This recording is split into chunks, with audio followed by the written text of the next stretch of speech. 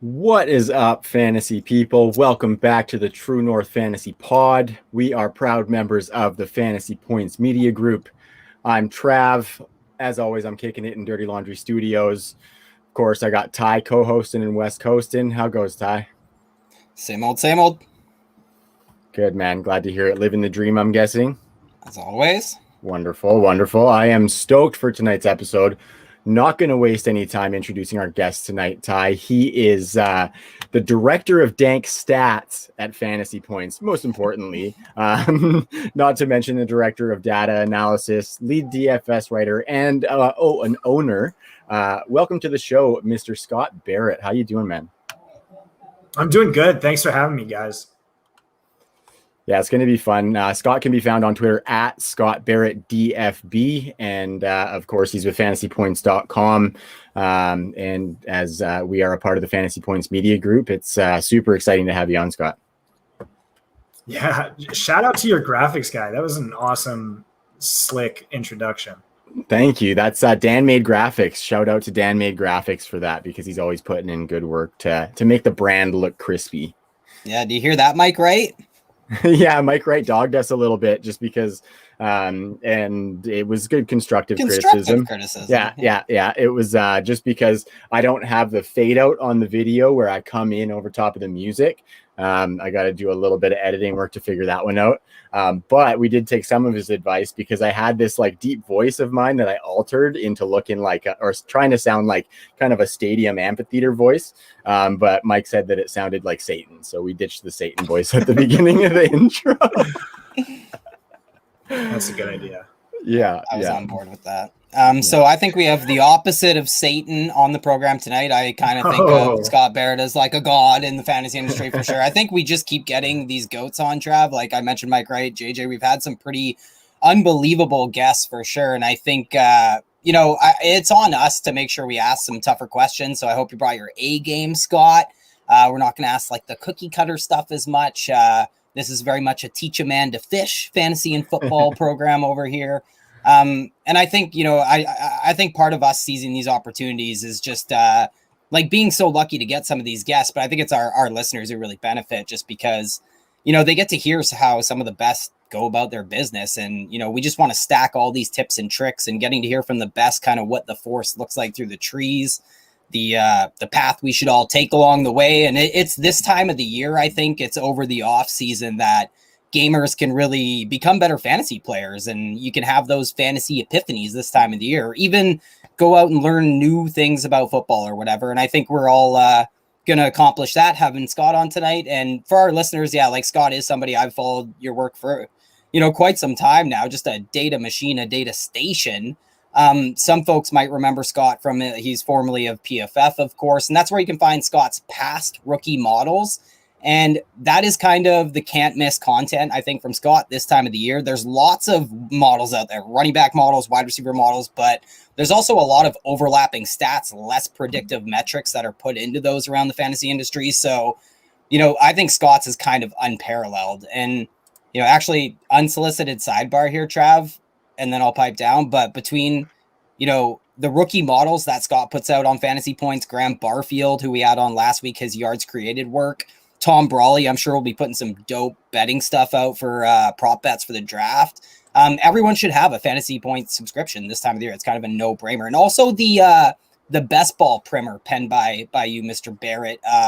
Everybody should have that bookmarked by now for sure. Worry not, though, Trav. I won't go down that rabbit hole. I'll try not to ask him who the best late-round rookie running back target is in best ball. Is Kenneth Gainwell a ninth-round pick? Is he worth a ninth-round pick right now? Self-control hat is on.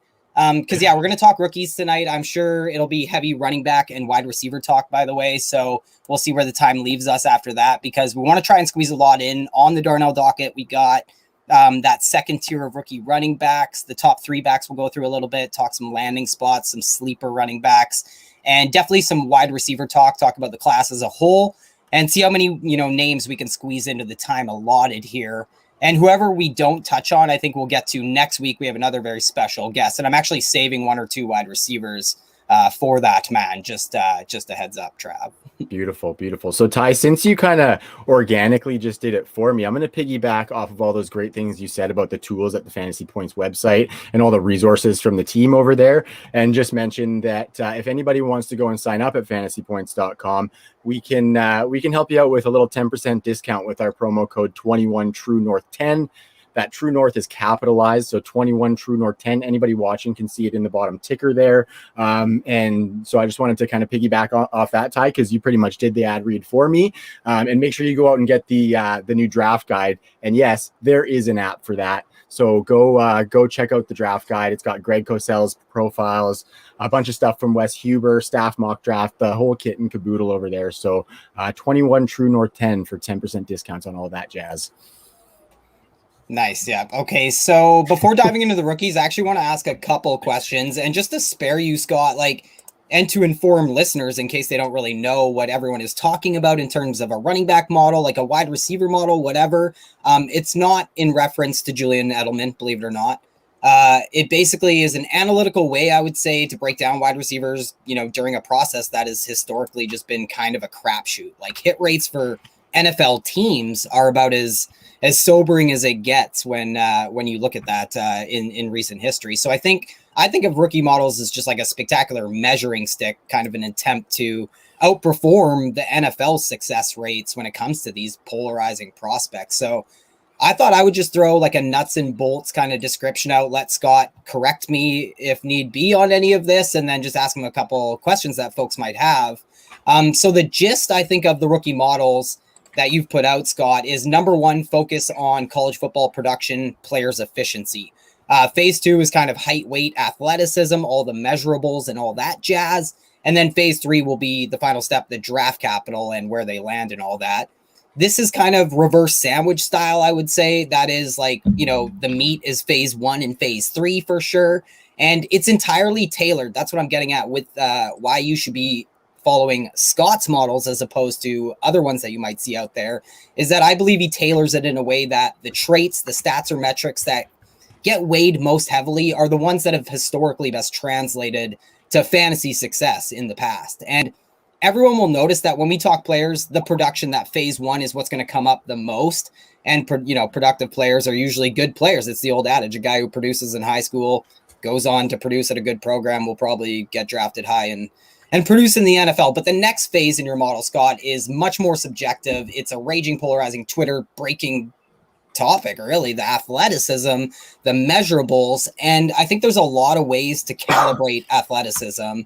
And not unlike building an overall model, I think it's really meritable that you've created your own metric to kind of gauge athleticism to put into your model. And it's called Spork Score. And I apologize for my Canadian accent coming out really hard there when I say Spork Score. But, and I'll dig my head out of the cutlery drawer here. I have a pretty packed question for you, Scott, because athleticism is something that can easily allow guys' values to jump the shark in fantasy. Same with measurables. And I know those are very different things, but how heavily do you weigh all that in your model? And just why do you feel that athletic testing isn't doing its part out there? Why did you go out and create a metric for it? Wow. So first of all, let me just say, thanks for promoting the site. Thanks for the high praise. I'm so bad at, doing a little sales pitch, and you guys absolutely crushed that. And then you explain my model better than I could. So thanks for that as well. That definitely saved us some time.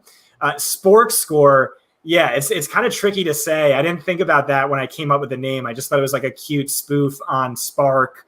A spork is, it combines two things together to create a more valuable tool, I guess. I don't know. But yeah, everything you said was right. And athleticism is massively overrated. Really nowhere near as important or predictive as people, especially Dynasty Twitter, seems to think it is. That's going to be my next article. So the first three articles came out. It's the pre-combine phase of my model. It's the production and efficiency score for running backs, wide receivers, tight ends. The first follow-up is just asking the question, how much does athleticism matter? And spoiler alert, not much, but I think this stat captures it better than anything else. And this isn't new in the industry. MathBomb has something called RAS. Hayden Winks has something called adjusted Spark Score. It's kind of the same exact thing as that. Their stats are great, both way better than Spark Score. If you want to just look at that, you can go ahead and look at that. But, I just have fun with this stuff. I like creating models. I like spending my days buried in spreadsheets. So I wanted to do my own. And I feel really good about it. The second article that comes out after asking that question is going to, list all the running backs, wide receivers, tight ends in this class by Spark Score.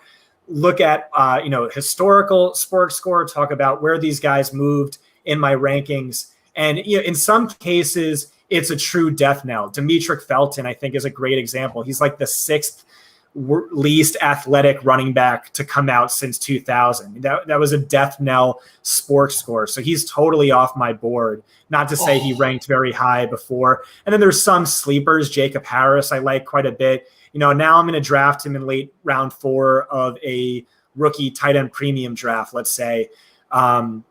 And then other guys move just, slightly up or down based on this. It factors in weight, height, BMI, factors in speed score, 40-yard dash, broad jump, burst score, bench press, all that stuff. But it's measured entirely based on how these events correlate with fantasy points over a historical time period. It's doing it at each specific position and weighting only the most important events. And so that's where I'm at right now. I'll probably finish that article tomorrow. Then I'll take a week and a half off before the NFL draft. Much deserved. Yeah. And I think you highlighted the point for sure. Like it definitely varies by position. I would imagine the importance we place on athleticism and all that, but it's definitely just on a spectrum for sure. I also wanted to ask, what do you think about having no combine? Is that going to put a stress test on people's models like yourselves? Like yours? Yeah. So again, this is something I went back and forth on quite a bit, and you've seen conflicting articles talking about, pro days, players run 0.05 seconds faster on average in the 40-yard dash. And then the follow-up to that as well, that's only because, they weren't satisfied with their combine time. So they wanted to run again, and then they hit the mark closer to their and blah, blah. Can we really trust these numbers? Dane Brugler just did us a massive favor. He just took the times from NFL teams, and everything I'm looking at syncs up with just about what's expected. I didn't do any arbitrary adjustments, although I could have. And I just stuck with what the NFL teams have. And if you want to adjust beyond that, by all means, but I'm sticking with that for this article. Cool. Yeah. And Dane Brugler, a must follow over the Athletic this time of the year. No doubt about that. Let's talk about a couple stats that do matter then, or, factors going into these prospects. I want to ask you about age, something I kind of love to beat the drum about when it comes to prospects. In your model, you quote the great Adam Hardstad. The ultra paraphrase for that is just a 19-year-old human being is clearly at a disadvantage compared to, say, a 21 or a 20-year-old or 21-year-old human being. And if that 19-year-old is transcending it, he may as well have a hand behind his back. So if he can overcome that kind of adversity, I'm sure he's going to have success in the NFL. Basically, the younger somebody does something, the more predictive or the stronger that indicator is for success at the NFL level. Because it's kind of predicting making that hard transition, right? If there's any gauge to trying to measure that. So Scott, how much does age factor in for you? Does the importance of age fluctuate depending on if they're a running back or a wide receiver? And do you think this theme has become more pronounced in recent years? Yeah, I mean, people are definitely picking up on that.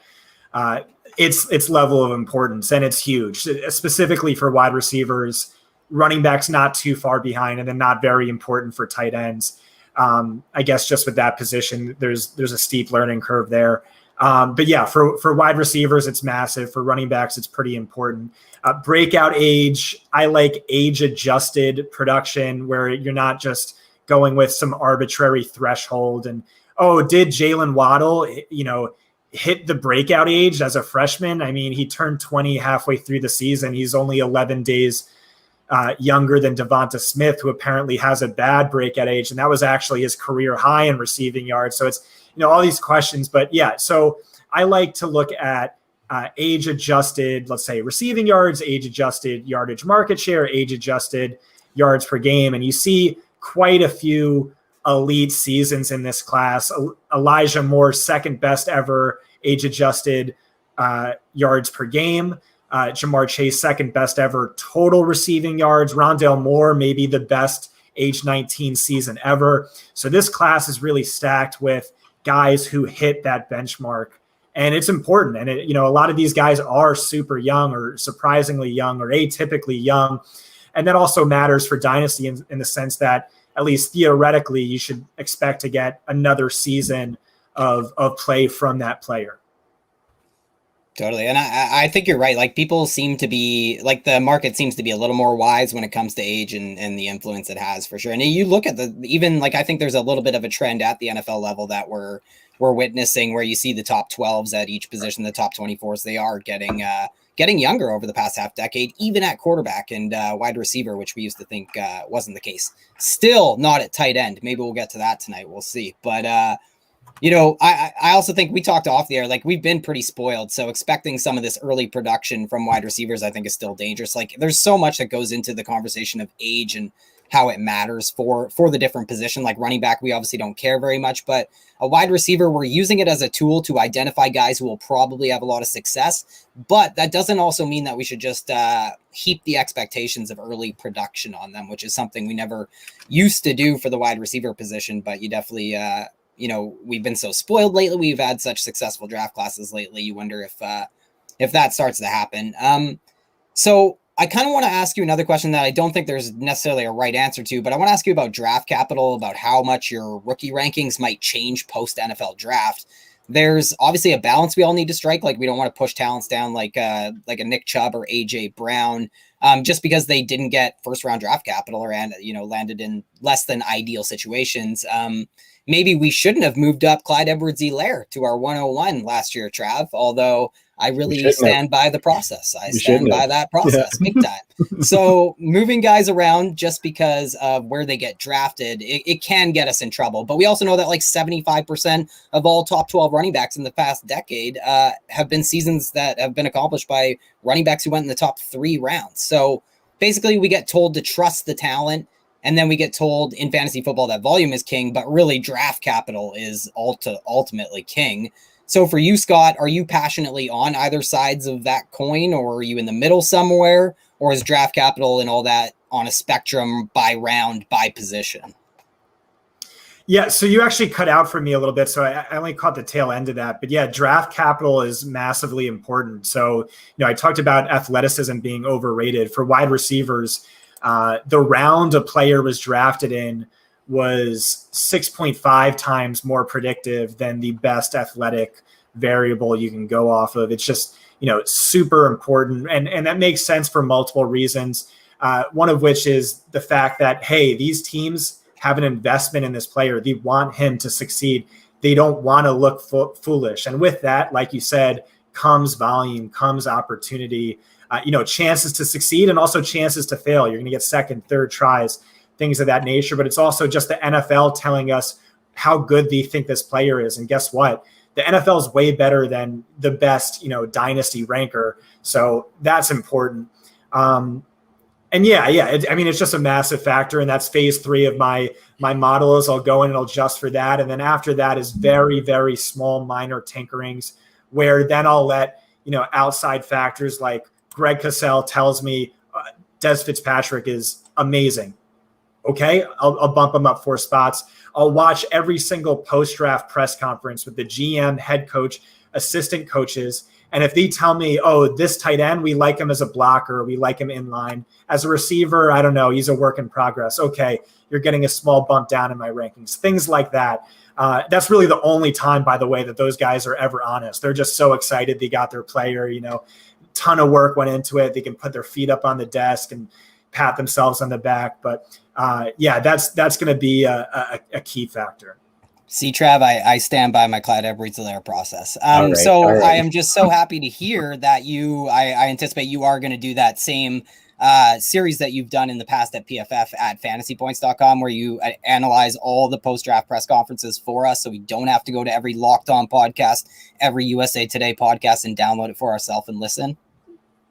Yeah, so I did it last year at Fantasy Points too. That article never gets clicks. It never gets people don't read it. It doesn't do anything on Twitter, but it is the single most valuable piece of content I do for me. Like it's just so it takes, I don't know, endless hours of just watching, over and over again, and then transcribing the quotes to have that at the end of the article.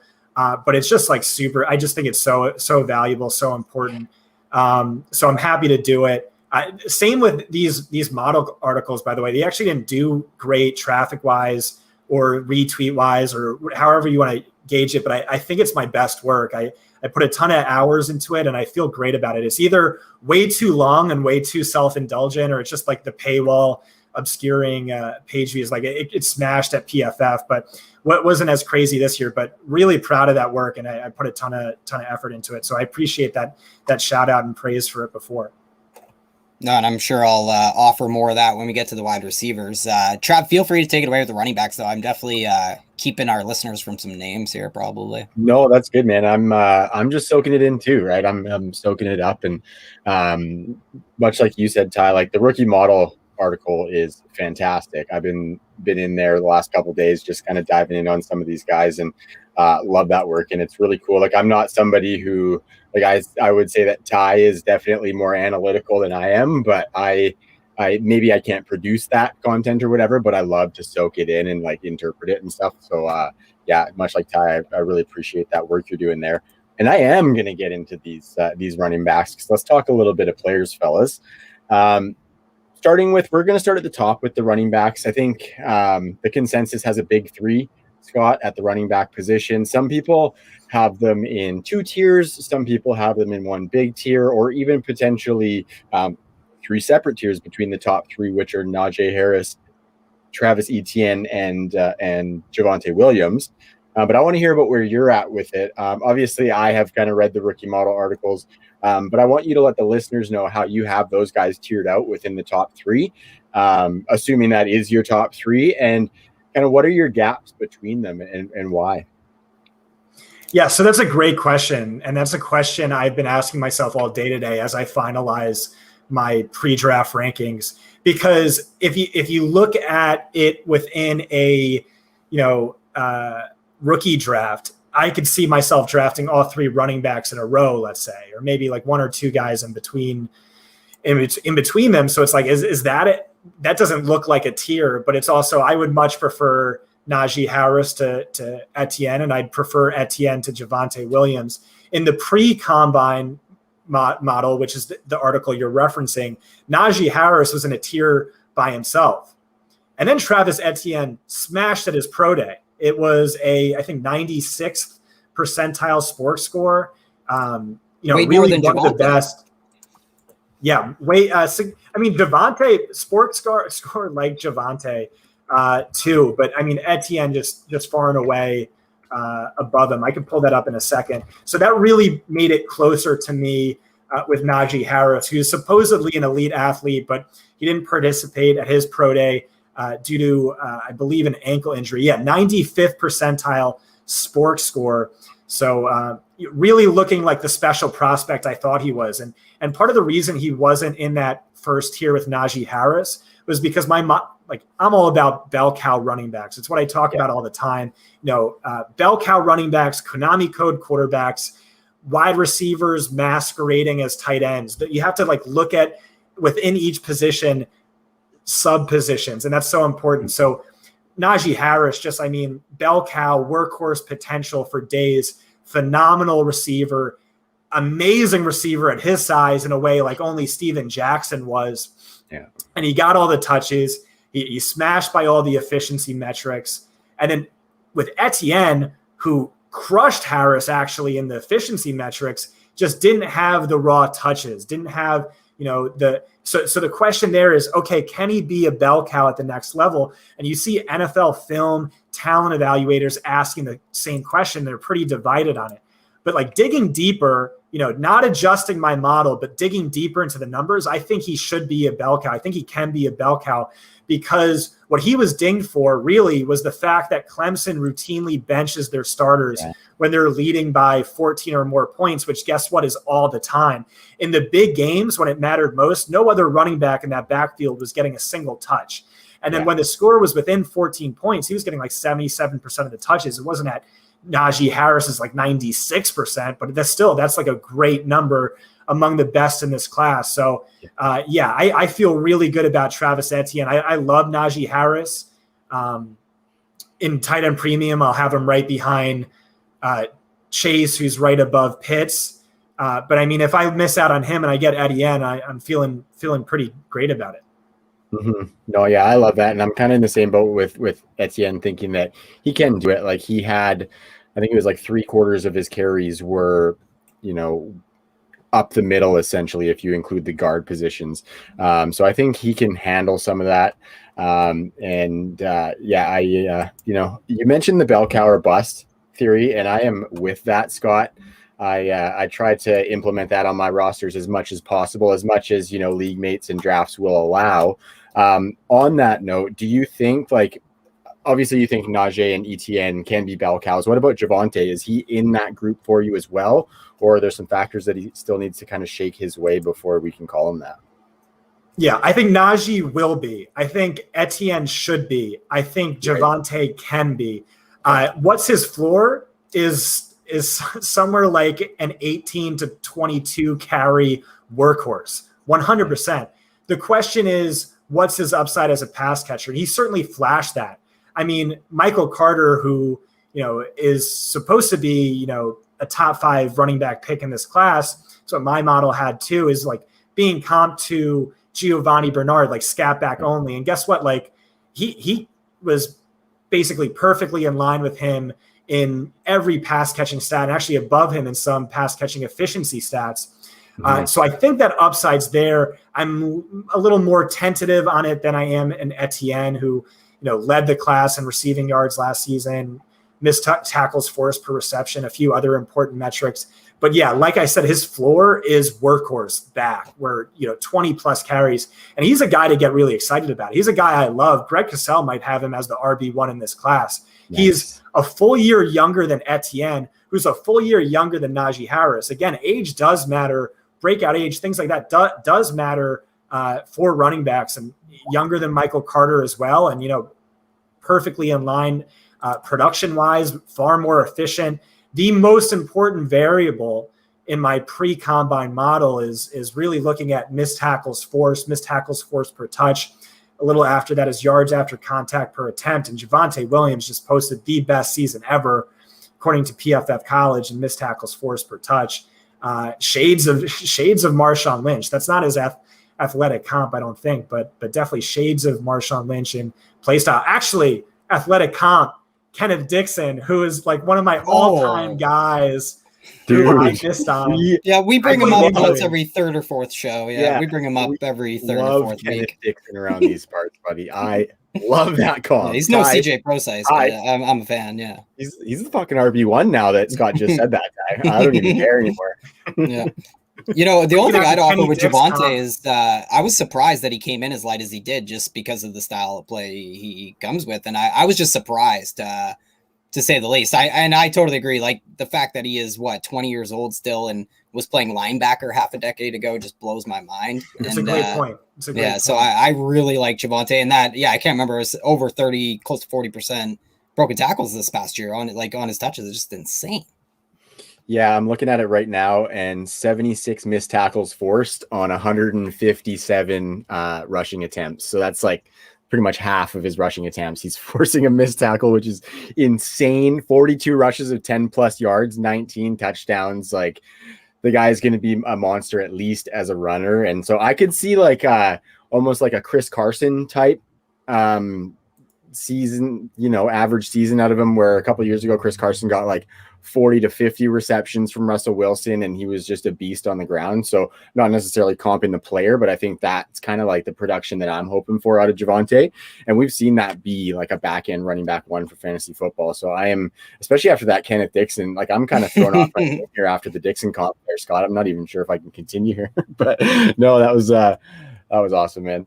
The receiving is probably like what is Javonte's avenue to pass catching once he lands on a team? Because I really believe in this guy's a pass protector as well. I think that's another thing that gets under talked about in the lead up in this process, especially in this class, because he's a guy that we know can pass protect. So him in there on third downs definitely lends to the idea that he could see some pass catching. And I think that's the avenue to him really smashing for fantasy, because I think a lot of this, like a Najee Harris and Travis Etienne, right now, before landing spots and draft capital, I might just wussy out and say, it's roster dependent. Like, it's roster construction dependent. If it's your RB1, just take Najee for the volume. If it's your second RB, go for the upside kind of thing. I really don't know if I was on the clock in a startup who I'd even want out of those two right now. I'd probably just go safe with Najee. But the arbitrage play is just take Javonte Williams 2 rounds later. Even in best ball right now, he's about 3 rounds cheaper than those two.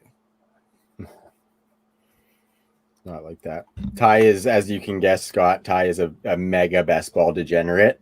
And he's been working on me pretty good, and I'm starting to come around, but I'm not, I'm nowhere near like the triple digit leagues or anything like what Ty's rocking. So I love soaking up that best ball stuff, but we're going to move into that consensus-ish second tier of running backs here. So yours might be different. Mine, Ty's might be different, but I think like from what I've seen after the big 3, most people have some combination of Kenneth Gainwell, Michael Carter, Chuba Hubbard, Trey Sermon as the next kind of 4 running backs in whichever order they may have them. So with those guys, Gainwell, Carter, Chuba, and Trey Sermon, I'm curious, Scott, what your level of conviction is with these guys. Like, are you talk about where they're at in your model, and then kind of, you said that you bring in some of those other factors after the model is done, like, what Greg Cosell thinks about a player and certain other resources that you use. So kind of with some of that factored in, what's your level of conviction, and how do you have this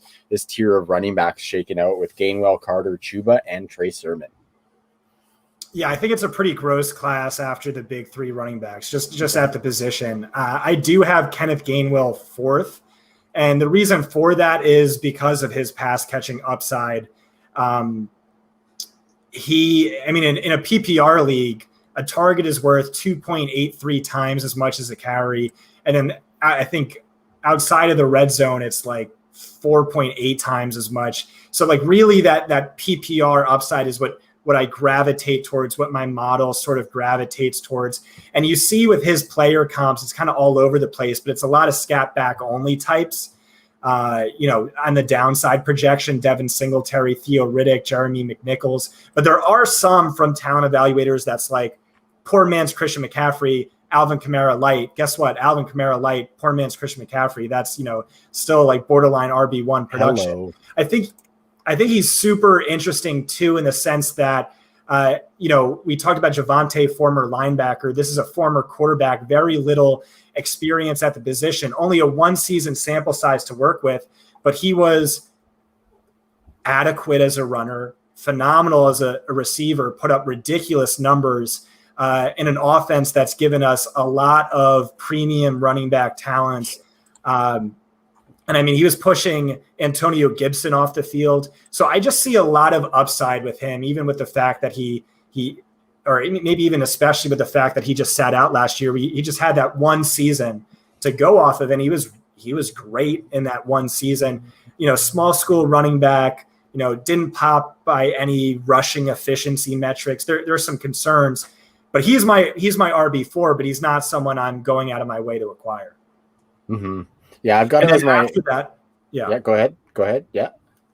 Yeah. So after that is Michael Carter, another unsexy guy. Danny Kelly comped into Austin Eckler. That'd be awesome. But most of the comps are kind of just like unsexy scat back types. And then Trey Sermon did after the athleticism adjustment, get into that tier, the big 3, then the little 3. I have him 6, and then maybe another tier behind to have Chuba and then Ramondre. Nice. Yeah, I like that take on Ramondre. I was really it was kind of eye-opening for me kind of reading your piece on the rookie model about Ramondre Stevenson, because I hadn't dug too much into him. I saw that he was kind of a big kind of lumbering type back, and I wasn't super interested because I didn't think there'd be a ton of draft capital, but you definitely caused me to go take a second look at Ramondre and kind of dig in a little bit to see what he can be in the NFL level. So I definitely like that call out there. One thing that I liked for Gainwell too is that he came in over 200 pounds. So I did like that for his perspective from NFL teams, as being able to handle some carries. But I really like that receiving upside. And I think if someone gives him 10 plus carries a game, I think he's going to smash for fantasy football. I do have him as my running back 5, with Chuba actually as my running back 4. And not just because of the Canadian factor. I love that 2019 season, and I think there was a bunch of things that were maybe a little bit out of his control in 2020 that made that season not so good. But I want to get into the draft capital on these guys as well, Scott. That second tier, especially that we were just talking about, those 4. You mentioned that it's an ugly class, and I would agree. It's really, really hard to find anything that you can be happy about drafting in the second round, maybe late second, early third, or whatever. But what does draft capital do for these guys that you're not sold on as being fantastic running backs? Do you think if they were to get better draft capital, that would have you maybe more in, or do you think that could price you out of some of the profiles of these guys? Yeah, I mean, certainly if a Chuba Hubbard goes, round 3, I'm going to like him more than I do currently. But at the same time, I don't think that happens. I've spent a lot of time looking at the work of Lance Zierlein, Daniel Jeremiah, Dane Brugler, Todd McShay, and these guys are pretty plugged in, and it seems pretty clear that, maybe Ramondre goes round 4, maybe Trey Sermon goes round 3, and it's just, these aren't players I'm really excited to draft by any stretch. Maybe more so look for a trade down. Yeah, definitely. It's going to be a lot of trading, I think, especially with the wide receiver class, people trying to come up a little bit in rookie drafts to get some of these wide receivers when they see those tier breaks. So definitely excited for you guys to get in some of that wide receiver talk here. I just have 2 more names that I want to ask you about as far as running backs, Scott. One of them being Elijah Mitchell.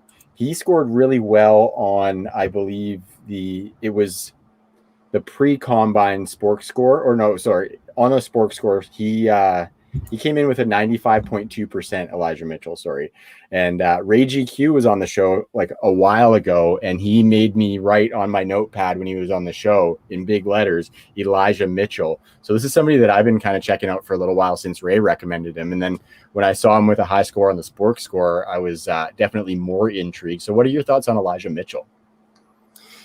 Yeah, I've actually finally finalized and fine-tooled sports scores. So my number for him now is actually even better. It's 94.9.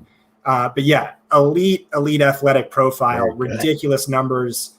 I think the 3rd or 4th best 40-yard dash time ever. And he popped in a number of other metrics as well. He was on my radar early on when I was playing around with the running back model, just trying out different variables, making small adjustments for, games missed or things like that. How much do I want to weight this and that? And I just remember one of them where he, everything made sense. And then he was RB6. And I'm like, oh, that's weird. Who is this guy? And I'm like, oh, he's a small school running back who was stuck in a committee his whole career, whatever, screw it. And I mean, that wasn't the best version of my model anyway, but it was just interesting. He popped in at least one of them, and he didn't rank too far behind in the final model either. But yeah, he skyrocketed up my rankings due to the athleticism. He's now RB9 or RB10. And I dug into the numbers, and I totally get why he was popping. So like I said, 2 of the most important metrics are missed tackles forced per touch, yards after contact per attempt. He ranked top 7 in both last season. And those weren't even his career highs in either stat. So definitely see some upside in this player. And just for the non-nerds out there, what that does, like the yards after contact, is something that we want them putting together in concert with broken tackles. Fuck you, David Montgomery. Put both of them. I want both of them.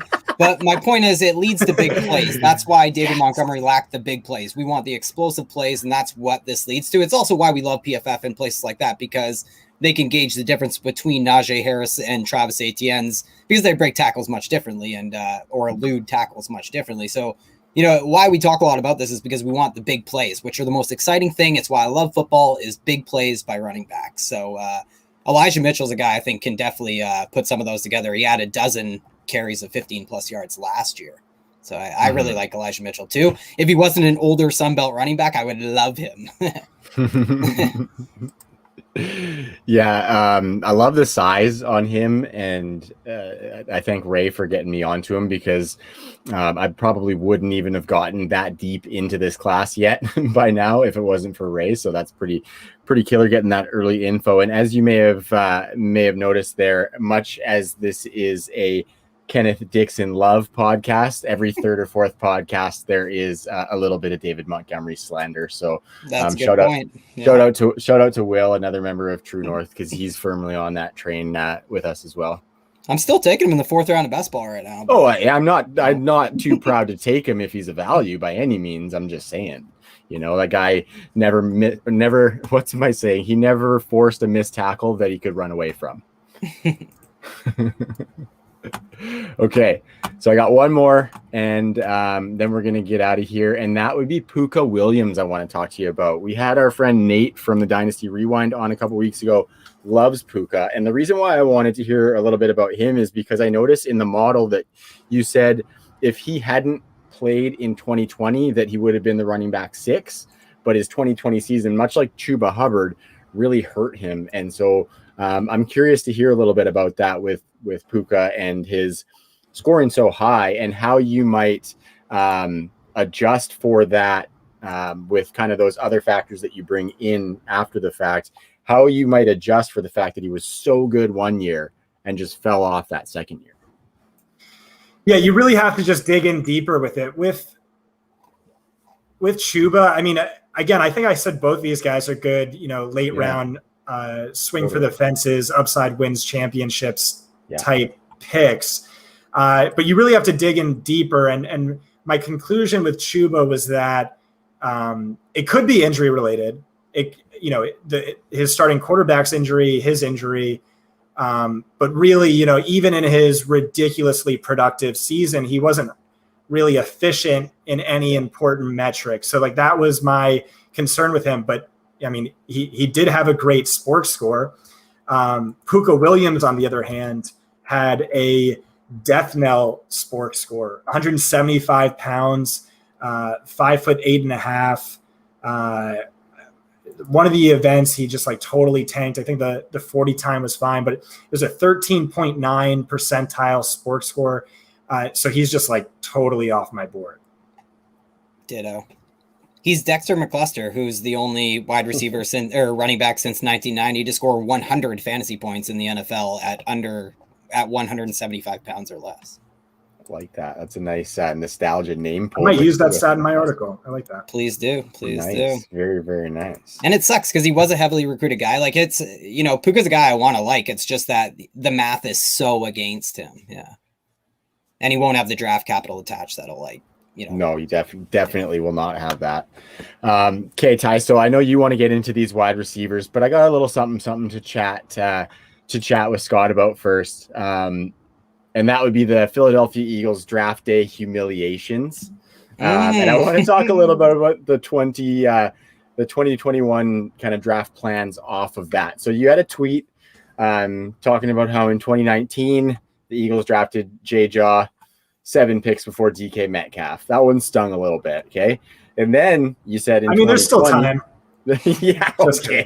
For J-Jaw. Time for him to be blocking Jalen Hurts' system. Dude, even my midnight green colored glasses are not that midnight green colored to think that J-Jaw is going to come around. But then you said in 2020, they draft Jalen Reagor 1 pick before Justin Jefferson. See, I'm still hopeful for Jalen Reagor, so I can let that one slide. The next part stung a little bit more because it was almost like a prophetic prediction that I think would kind of just kill me inside a little bit if it actually happened. And that was that in 2021, Miami flips their number 6 pick at a massive profit, or Miami takes Jamar Chase, who becomes a god, and the Eagles number 12 pick, who is a wide receiver, busts. So talk a little bit about the Eagles wide receiver debacles and kind of what you think they're going to do now that they're sitting in that 12th overall slot. Yeah. So first of all, as a Giants fan, I just love to, rub dirt in the faces of, Eagles misfortune. So also I'm so mad at Howie Roseman because I thought he was a sharp last year. And I thought Rick Spielman was a fake sharp, and I got it so wrong. Howie Roseman was the fake sharp, and Rick Spielman is a true uber sharp. And so when I did my post-draft analysis based on the press conferences, Rick Spielman said that they asked him, hey, do you think Justin Jefferson is slot only? I know he played in the outside in 2018, but he was far more productive in 2019, where he played 100% of his snaps from the slot. So what are your thoughts there? And he's just like, oh, I don't know. It's just like, whatever. And I'm just like, what an idiot. Like, this makes no sense because Minnesota ran 12 personnel at the highest rate in football. They had a slot wide receiver on the field only 38% of the time. And Adam Thielen is, phenomenal in the slot. So this guy's playing out of position. That's horrible. Howie Roseman said, we prioritize Jalen Reagor because we prioritize wide receivers who can get separation on the outside. That's so important. I have a Twitter thread, hashtag slot wide receivers don't matter. It's really just poking fun at the running backs don't matter crowd, but it's also true to a degree. It's a devalued position in NFL. And he's saying Jalen Reagor gets separation on the outside. He's awesome. We didn't think Justin Jefferson can get separation on the outside. And that led me to prioritizing Jalen Reagor over Justin Jefferson in drafts, and boy, did that bite me in the ass. So, want to just point out to Howie Roseman some of his mistakes. But yeah, I fully 1,000% think that Miami flips this pick at a profit. I think that was a bad trade for the Eagles. Someone commented by pulling out the draft pick calculator score and how it actually worked out for the Eagles. No, that makes no sense whatsoever. Like, 6 is firmly in the sweet spot in this draft. Yeah. 3 quarterbacks go. And then, okay, so Miami is looking at Penei Sewell, Jamar Chase, or Kyle Pitts. Like, that is like a massive tier dying with them. Exactly. Arguably a generational talent at 3 different positions to choose from. And I know that term gets thrown around, but those are legit 3 possible generational talents that you could pick at 6 overall, and they traded it. Yeah. Absolutely. And Falcons could take a quarterback at 4 too, so you never know. But so you're either getting, like you said, a generational talent, or really, I think these sell this pick at a profit, and Howie Roseman just looks like a fool again. I mean, look at what San Francisco paid out for 103. If they take Mac Jones, like people talk about them taking Mac Jones, and someone that has Justin Fields as their clear QB2, So I could totally see that happening. I thought this was a great tweet. I was very proud of this tweet. As much as it hurt, it's a great tweet. And I love that too, because as soon as Atlanta doesn't take a quarterback, that pick is so much more valuable. And I think that could definitely, like, the Broncos could come up. Even like the Patriots could swing for the fences. The Patriots, the Bears. Man. Cowboys for Pitts. I think I more just hate how right we were. But no, I think Pitts that to Dallas would be. Please. That'd kill me inside a little bit. Ty, you just want a podcast with me the day after they make that pick. And I also want them to trade trade with Detroit right in front of Carolina, because Carolina's kind of like the floor for Pitts, maybe it seems like right now, but Yeah, they could probably hop in front of them to Detroit. But I think 4, 6, and 7 are up for sale for sure. It's going to be really interesting. So why don't I roll through some of these wide receivers, because I'd love to, take advantage of having Scott here after reading the wide receiver model. Also, the Fantasy Points podcast that released today is the wide receiver model episode with Scott and Wes, and I haven't got to listen to it, but I'm very excited to do so tomorrow morning. And if I just want to point out to everybody out there that, your model was really successful last year. If people want to go on and take a look at that, it's on pff.com. I think there's a link in the wide receiver model, which also I forgot to say is in the description. Everyone has the links for the running back model. Scott's wide receiver model is in the description there. And it hit on almost every wide receiver last year. Like, it still hit on Justin Jefferson, even though he was like 4th or 5th there. We were all in that boat, by the way, anyway. So it was a little bit low on Henry Ruggs. And, you talked about context. We talked about age.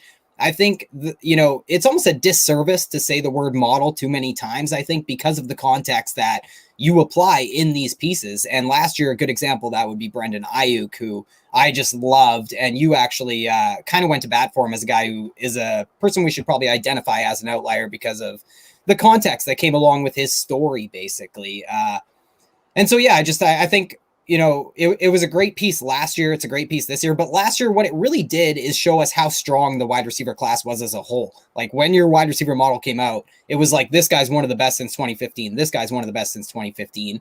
And then we get to this class where there's definitely a lot of polarization. Like last year, we saw an NFL record 12 wide receivers go in the top 2 rounds. I don't think that's going to happen again this year. But I think it might be comparable for how many wide receivers go in the top 3 rounds, say.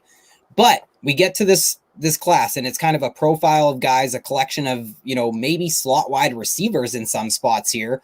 You talked about some of your the stigma associated with these slot wide receivers that you have, Scott. # slot wide receivers don't matter.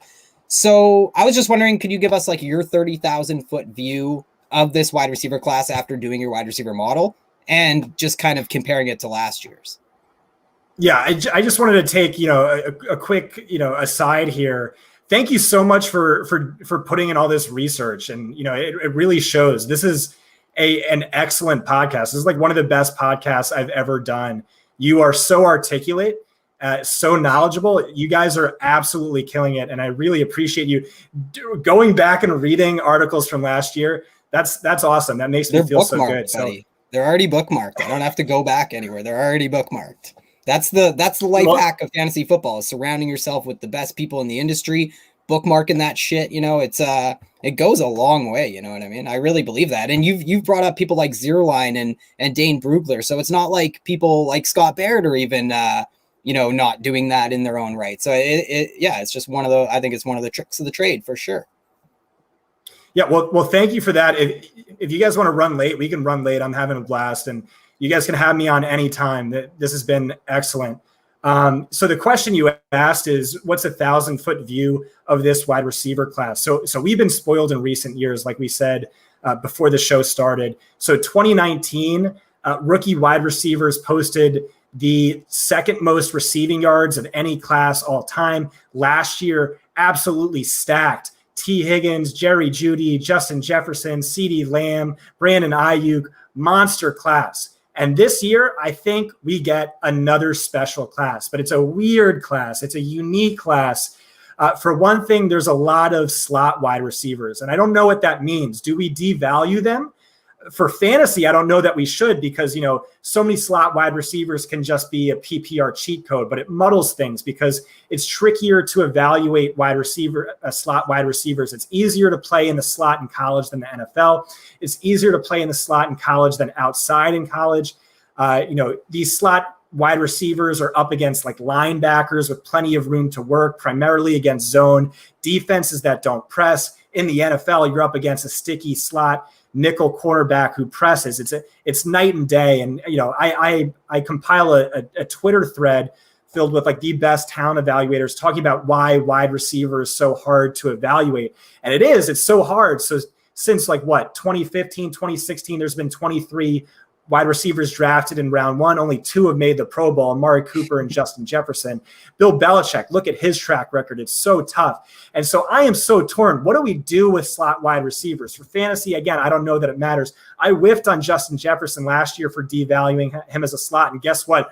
Boy, can he play outside. And so does the NFL devalue it? I don't know. I chose not to devalue these guys. I could have assigned an arbitrary penalization and I didn't. I just don't know the answer. Guess what? We're going to have a good sample size and I'll know better next year, but I don't really know. So it's that, some people say Jaylon Waddle, they think he can play outside. Elijah Moore can play outside. I'll be honest. I don't think so. I love both those guys. I think they're slot only types. And then when you get even further, there's a lot of unique players with anomalistic red flags. Rondale Moore's height, DeVonta Smith's weight, Tutu Atwell's weight. And so it's Kadarius Toney's profile is nothing like we've seen before. So it's just a really weird class, but again, I think a special class. Totally. And it almost begs like a lot of extra questions. I love that you said you're going to have to get more data and look at it next year, because I think we might all need to kind of just pause and think about the position as a whole. You know what I mean? Like the frequency of good wide receiver classes as of late seems to be increasing. And, I'd love to have a fuller conversation in the near future with basically anyone who would have it with me. But, because I wonder if like some of the reasons, like what I would say about this group is that maybe I would worry that it might take this crop of guys a little bit of time to develop. I would say, like, just because they are undersized, there's some guys like maybe we should allow for some time to develop. However, it seems like NFL teams are also prioritizing these weapons that they can put in their offense and weaponize. So, I want to kind of look and see if some of the reasons that have made the wide receiver position a difficult one to transition from college to the pros in the past, are some of the hurdles, the differences between the college game and the NFL, are those all becoming less visible? I don't know. Like in a nutshell, it's the NFL and there are just a ton of variables to playing wide receiver, the nuance that comes with the position and everything. But these wide receivers seem to be coming in and doing a better job at it as of late, even though we know that they have so much less experience. Like in college, you're asked to do a few things well. In the NFL at wide receiver, you have to do a lot of things well. So maybe just to break me up here, Scott, what do you think? Do you think this is a group that might need some time to acclimate? Yeah, so I don't know. I think part of it is so we keep note of historical trends, how the NFL is leaning so pass heavy. And I think it was Russell Clay who kind of talked about he sees it going in the opposite direction. This is maybe a year or two ago. And we talked about this before the show, how there were all these amazing running back classes and the wide receiver classes just weren't good until, 2019 elite class, 2020, I think an even better class, and 2021 is another special class. But yeah, I mean, it's really tough to transition, in that Twitter thread I have, it's, the evolution of the spread offense. Like college wide receivers aren't running real NFL routes. It's just, pitch and catch. There's no press coverage. There's heavy zone coverage. There's just so much space to work. All these wide receivers are getting manufactured production and screens and things like that. So I try to incorporate all that in my model, but it's just tricky. I mean, because it ebbs one and of flows. The toughest. Even the league itself, like everyone's like, yeah, it is so pass heavy. Matthew Stafford, all these guys, we've lived through this era, but it's actually, like you're saying, kind of going back the other way. It's like a little bit of an elastic here with all these outside zone schemes. Like everybody wants the Shanahan, LaFleur. These offenses are really kind of like half the league's about to run it. And it's kind of to combat that cover 3 defense that's taken over to combat the pass heavy nature that we've seen. So I think it is definitely cyclical. And, I just keep giving you answers that have no right answers, or questions that have no right answers. But one that I'd love to get your take on is because the whole slot wide receivers don't matter debate. It's definitely one that, teams would have internally. But from a fantasy lens, do you think it's to do with relying on something like yards after the catch versus relying on air yards? And do you think, is it smarter to rely on one or the other? Or is it because, do you worry slot wide receivers rely too much on yards after the catch? And is that why we devalue them in fantasy maybe? No, that's sort of what they're asked to do. That's kind of what like Wes pointed out to me, where I was, knocking some guys for having a high percentage of their career production come on screens. So it's like manufactured production. Are they good route runners? Can they get open against? And he's like, buddy, like they're slot wide receivers. That's what we want to see them doing. We want to see them getting yards after the catch, taking screens to the house, because that's going to be one of their primary routes in the NFL. It's tough. I sort of just didn't really evaluate them any differently in my model, slot versus outside. I just looked at the same most important metrics, which again were, age adjusted production numbers, yards per route run, a separation rate, a few more advanced stats. Shout out to our podcast, the Fantasy Points podcast. I'm actually going to have Dane Brugler on next week. And one of the questions I intend to ask him is exactly this, is like, what do we do with this stacked slot wide receiver class? What does this mean? Is the NFL going to, push these guys down and, prioritize Rashod Bateman due to relative scarcity? Or does this mean that the NFL is just going to be in desperate need of some good sticky nickel cornerbacks in a few years? Because I mean, we're running at like 3 wide receiver personnel, like typically all the time anyway. So it's just a question I don't know the answer to, but it's an interesting one. Yeah, and that's why I think you see teams like Green Bay and those teams kind of, even Bill Belichick this offseason, give me a power quarterback and the 2 best tight ends on the market and let's go. Like teams are trying to combat it. It's so interesting watching the checkers game inside the checkers game. So let's get to some of these names without further ado. Sorry. So I want to ask you quickly about Rashod Bateman, the young wide receiver from Minnesota, likely a first-round pick in the NFL draft. Does have the upside, I think, to play outside, definitely. Coming into the process, he had tons of buzz.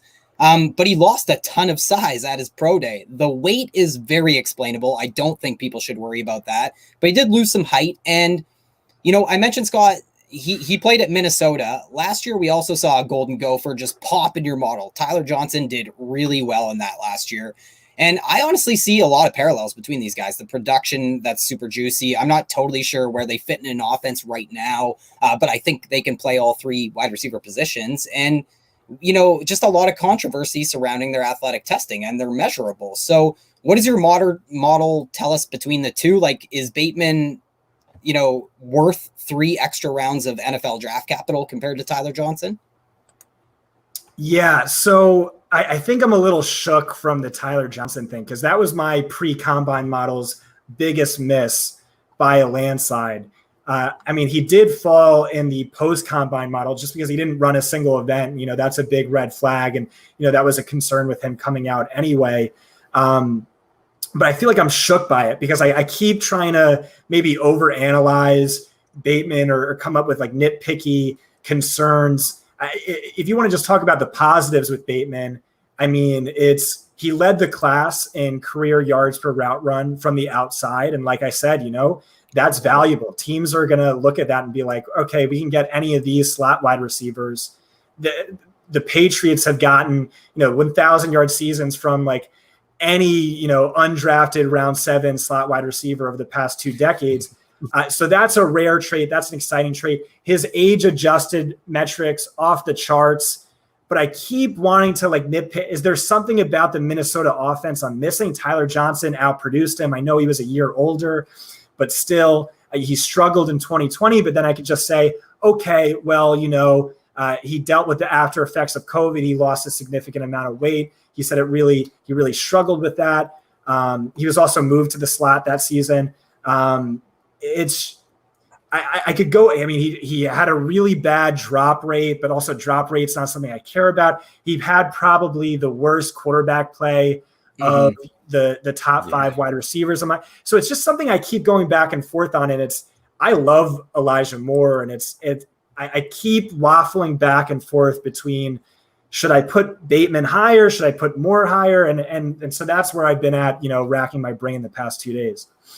So let's talk about Elijah Moore, because he really definitely stood out in your model. I feel like my opinion on him is kind of warped. I think the market, like Fantasy Twitter or whatever, their opinion is kind of universal, I'd say. Actually, I wouldn't mind just laying out. Like, so the perception, let's do my take first. Like, I don't know, because actually let's just do the echo chamber take, which is that, he's probably a solid slot wide receiver at the next level. They recognize he's super athletic and, the production, the market share, whatever. But he's fairly capped in fantasy because he's going to be a slot wide receiver. My take isn't totally detached from the regular stuff, but I don't know. I think there's a floor there that people aren't like admitting. Just I think his production profile is great. The last year was great and everything from, and you have to apply a ton of context to his production profile because he was with DK Metcalf, AJ Brown at Ole Miss, the terrible quarterback play and terrible coaching prior to 2020. So, let's remember how young Elijah Moore is throughout all this as well. My favorite part of that production is that lo and behold, Lane Kiffin came in 2020 and just injected some life into that Ole Miss offense. And that offense ran just entirely through Elijah Moore, like a total monopoly. Trav, it kind of makes me want to cry because if not for Lane Kiffin, I think my Steelers would have stole this guy in like the third round. But unfortunately for Kevin Colbert and co, Elijah Moore, arguably, I think he almost had a better season, you could argue, than Heisman Trophy winner DeVonta Smith. No joke, in 2020. That's how good his final season was. And yeah, he's super athletic. I think he's also super tough, super nasty, in my opinion. He has that kind of ability to go over the field, not scared of it. You see that on tape every time you watch him. And he has that toughness. He has the hands. He's elusive. He's going to just crush underneath. And all that translates. I get it. Might even give you a bunch of rushing yards, some Konami code wide receiver upside. So I love this guy as a football player, but a lot of these attributes definitely just scream slot wide receiver, right? And that's where I kind of get a bit squeamish for fantasy because, there feels like there is upside baked into his price for fantasy right now. And I'll actually be worried about him. If he lands in a spot with poor quarterback play, even a poor play caller, I just have a lot of worries for him. I want him in a spot where there's a lot of pre-snap motion. It's a creative offense. And, you've broken that down pretty eloquently in the past about slot wide receivers, just that they kind of lack upside sometimes because of the way they're being used. So I hope Elijah Moore is somebody that a team sees as a versatile option who can go all over the place. So that's kind of my backwards take there, Scott. Feel free to expand on any of that rambling ideas I had there, but I wanted to hear your spin on Elijah Moore because he was so high, but I wanted to know why he scored out so well. Is that reflective of how you're going to feel for him in fantasy, or is that how good you think he's going to be for an NFL team at the next level? Yeah. So why he ranks so high, pre-combine. And by the way, his pro day was great. The size, it hurt him a little bit, but the pro day really was special by a number of different important events. But just why in this phase of the model, he tested out so well. So as a sophomore, a 19-year-old true sophomore, he had a better age-adjusted yardage market share than Rashod Bateman, who all of Dynasty Twitter just talks about his age-adjusted yardage market share. He had 4.4 times the receiving yards of the next closest receiver. That offense was bad, but it ran through Elijah Moore. And then in 2020, he averaged, I'm pretty sure, the most yards from scrimmage per game of any college wide receiver ever. It's at the very least since 2000, and I think it's since ever. You talk about, so that's just why he popped there. And also yards per route run was elite. Separation was elite. PFF grade was elite. And again, all the age adjusted stuff. So you bring up capped upside from the slot, and maybe that's true, but here's why I don't think it works with Elijah. One, he is a true PPR cheat code. Sticky hand.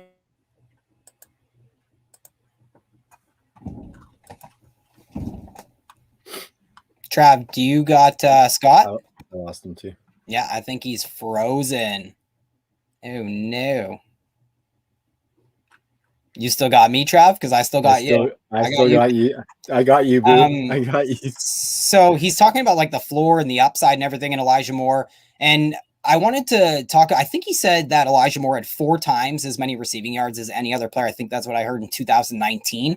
That's a really important reason. And it goes back to what I was talking about with how bad that Ole Miss offense was post DK Metcalf, post AJ Brown, without Lane Kiffin there in 2020. So that Ole Miss offense was so bad, yet his market share was so incredibly outrageous. So that's why Trav, that I don't love Dominator and everything, but that's an instance where the Dominator rating would really show up for somebody like Elijah Moore. So I'm just going to keep going here, Trav, while you work on getting our esteemed guest back.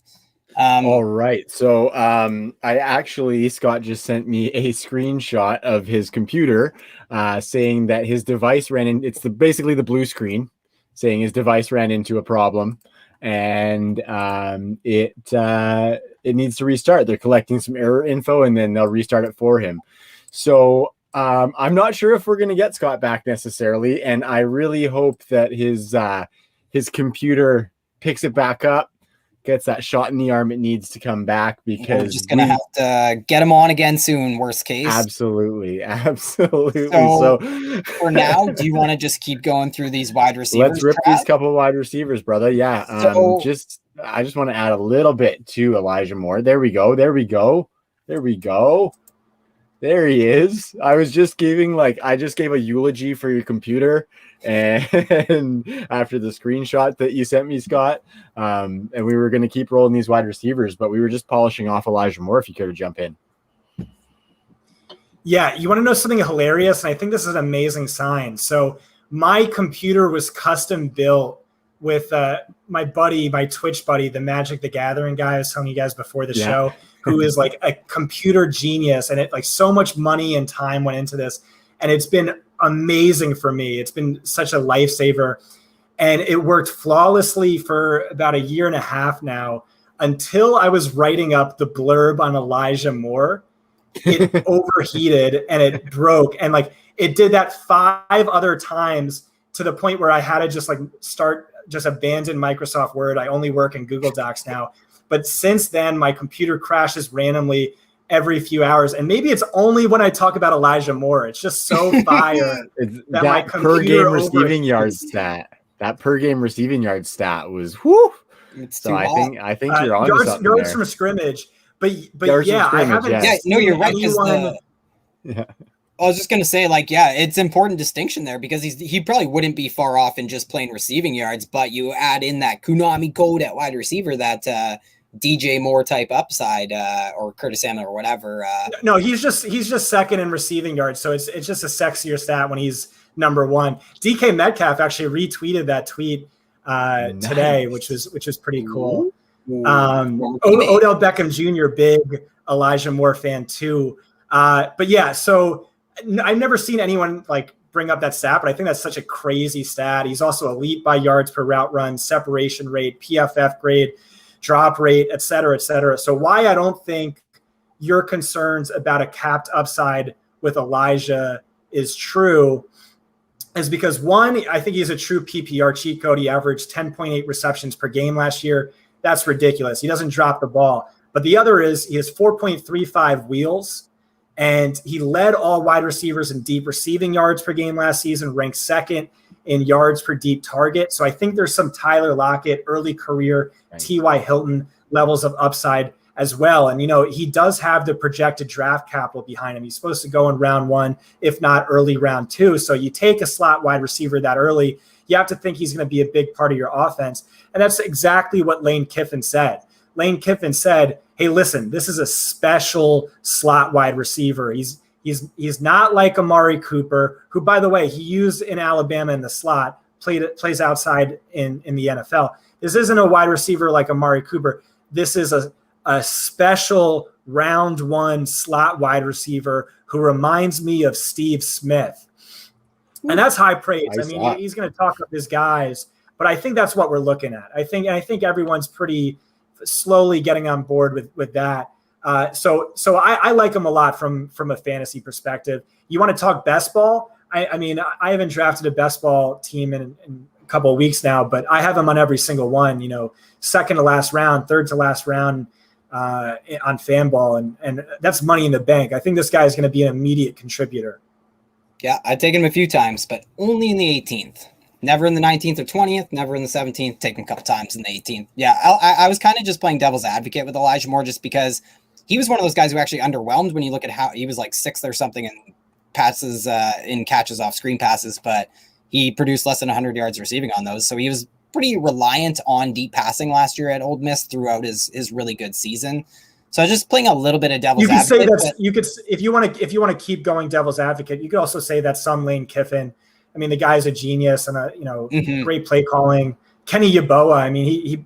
he was like tight end 6 in my model, and you just watch the tape and it's just the same play over and over again. Yeah. Where he just goes up the middle and like no one covered him, and then he scores a touchdown. But I mean, you could come up with knocks on everyone. Every wide receiver has some red flags except for Jamar Chase, but every other wide receiver has, some concerns. And I was kind of just playing devil's advocate in the sense where, I really like Elijah Moore, and I don't care about players' floors. I think that's the most overrated concept ever conceived by the fantasy community. That's right. We lean into that high variance. So speaking of which, DeVonta Smith, Scott, he ranked as your 3rd best wide receiver in this phase of the model since 2015. So from a fantasy. Oh, right. Okay. Yeah. Yeah. So from like just the production standpoint, is that correct? Yeah. So you said from 2015, I was like, oh no, he's my wide receiver 2 in this class. But yeah, elite prospect overall, 3rd best since 2015. Actually, 4th best because Jamar Chase. Is that incorrect? No, 3rd best. 3rd best. Oh wow. Yeah. So that would be like even ahead of guys like Amari Cooper, I guess. And I can't remember some of the names you had in your article, but they were. Yeah, so he's right in. He's right in between Amari Cooper and CeeDee Lamb since 2015. I mean, over Justin Jefferson, over those guys. But then you factor in the combine / pro day adjustment, and it's bad. It's really concerning. The low BMI is a legitimate red flag. The low weight's a red flag. The fact that he didn't run any of the events, that's a big red flag, like it was for Tyler Johnson. And it's just like, how much do I want to drop him? Like, whatever I pick is going to be pretty arbitrary. There's just not much of a sample size with players of his archetype, and there's even fewer successful ones. But I mean, I kind of deferred to expected draft capital a bit. I mean, every talent evaluator still has him top 3 round 1, top 3 wide receivers round 1. So I think I'm going to have him stay as my wide receiver 2. But yeah, there's a big tier in between him and Jamar Chase, when just based on production, there kind of wasn't. And this is something me and Trav talked all offseason about, like, how do you weigh a player who's been this productive against, how completely unprecedented a dude to his size is succeeding in the NFL for fantasy. And, we always talk about ranges of outcomes in that spectrum, and it's just his would be as wide as I think I've ever really imagined. And I do have a little bit of concerns about the age. It's just when you look at the math, even 1st round picks who weren't early declares, they make up a bulk of those like 1st round wide receiver busts at the NFL level that you hear about. So let me just disagree with you right there. I don't think that's a concern. I've heard that red flag. I don't think it's a concern at all. So the reason why, wide receivers who stay in school for 4 years have a low hit rate is because those are wide receivers who, as a junior, got an undraftable grade. So they had to go back to school, and then, they surprised. He just beat up on younger quarterbacks, and okay, they went all the way up to round 4 or round 3, whatever. That's not the case with DeVonta Smith. Per my sources, my very good sources, he had a consensus. By the way, just like, I think it's cool I have sources. So I was giggling because I think I heard you say that on like a recent episode where you're like, I love that I have sources now. I just love it. I've heard you made this point, actually. Yeah, I wanted you to make this point on this episode. So consensus round 2 grade by the NFL, with multiple teams having him in round 1. So like, teams loved him as a junior. He just decided to go back to school for whatever reason. Make his mama proud, get the degree, or, he wanted to go top 15, win the Heisman. Who knows, right? So I don't think that's a concern. And then the age adjusted stuff, he was fine by all my metrics. If you want to pick an arbitrary threshold, maybe he missed it playing alongside 3 other top 15 picks and Irv Smith. Maybe, I don't catching the game-winning touchdown pass in the national championship as a freshman. I don't know. I think he's fine. I think he's fine with all that. It's funny. It's just funny because everyone expected them to come out last year, and then it's like, don't go back. And it's, how do you condemn a guy a year later when there's not one single thing he could have done extra to make it look like the correct decision? Yeah. Like, literally couldn't have done anything else. He would have been better off, not playing rather than returning and winning the Heisman. Like, get real. Yeah. Totally. Yeah. Oh my God. So, let's go to his teammate, because Jaylen Waddle, the thing about DeVonta Smith, and like, I think it's an interesting debate between these two guys, and actually I go back and forth on them, or I have so far this offseason, because the two questions I have with DeVonta Smith are a lot more concerning to me, and at least the BMI and stuff. And then Jaylen Waddle, I think, has like a handful of questions, but there's not one glaring one. But, will he be healthy? Where does he go? How is he used? Do his talents get wasted by a Jason Garrett in your sorry, I forgot you're a Giants fan, till that already came out of my mouth, but is Jason Garrett just going to ruin him or something? But these are the questions we should probably be asking regarding the Alabama's wide receiver 1, 2, 3, or 4, wherever you have them since 2018. But really all we hear is how long is it going to be till Waddle is Tyreek Hill on my fantasy roster, which is just hilarious. So weigh in on any of that, Scott, but why did Jaylen Waddle come out a bit lower in your model? Because I would have thought his efficiency would have kind of bode well in that setting. And I was curious, like, how much do your emotions get weighed into your process? Like, is there any reconciliation you have to do with how a wide receiver scores in your model compared to, like, your intuition on a player? So those are great questions. I will say he's going to rank higher than where I had him in this article, even though he didn't participate in his pro day. We just know he's a hyper athletic wide receiver. He tied Henry Ruggs when he raced in the 40 time at Alabama. He's an absolute freak. But you can't quantify it without those numbers. Part of the reasoning is also expected draft capital, but also I just loved him on tape. He was special on tape in a way. I said a surreal angle beater in a way that only Tyreek Hill and I remember Odell Beckham Jr. being. That's not to say he's Tyreek Hill. No one's Tyreek Hill. I get that. But you could say the closest thing, and sure, he's like 80% off, but he could still be the next closest thing. So you asked why he ranked low. He ranked 6th, basically tied with Rondale Moore at 5. And he ranks super high, overall 21st best over the past 7 draft classes. So typically the wide receiver 3 in a typical class. Henry Ruggs pre-combine was like wide receiver 11 for me in last year's class. So I had 2 different models for wide receivers. One was age-adjusted production. The other was efficiency. And then blending them together, he was wide receiver 3 by efficiency, wide receiver 9 by just production. Blending them together, he ranked 6th. Efficiency off the charts. My favorite stat that I've maybe ever invented is depth adjusted yards per target, just because it's so predictive.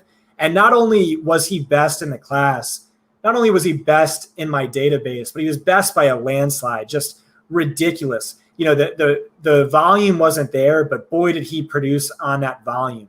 And what is that stat measuring? Like, I've heard you mention that a few times over the past week or so, the depth adjusted over expected. Can you say it one more time and just like tell us like exactly like what is it measuring exactly? Yeah, so yards per target is a garbage stat because you're dividing a good thing, which is receiving yards, by another good thing, which is a target. If you get a target, it's because you're good. You got open, you earned the quarterback's trust, you don't drop the ball, whatever. So that's a bad stat. Yards per route run, way better. Amazing stat, the best stat. This might not be as good as yards per route run, but it's like a great stat to use in conjunction with yards per route run. What it does is it builds out an expectation. So if a wide receiver has an average depth of target of 20, he's going to have a much higher yards per target average than a wide receiver with a depth of target of 5. So to just adjust for that on every single target, the expectation in terms of how many yards he should get based on the air yards behind that throw, and just factoring all that in, Jaylen Waddle was just insane. Like, let's say, the average for all wide receivers with an 8 out of 12, their average like yards per target is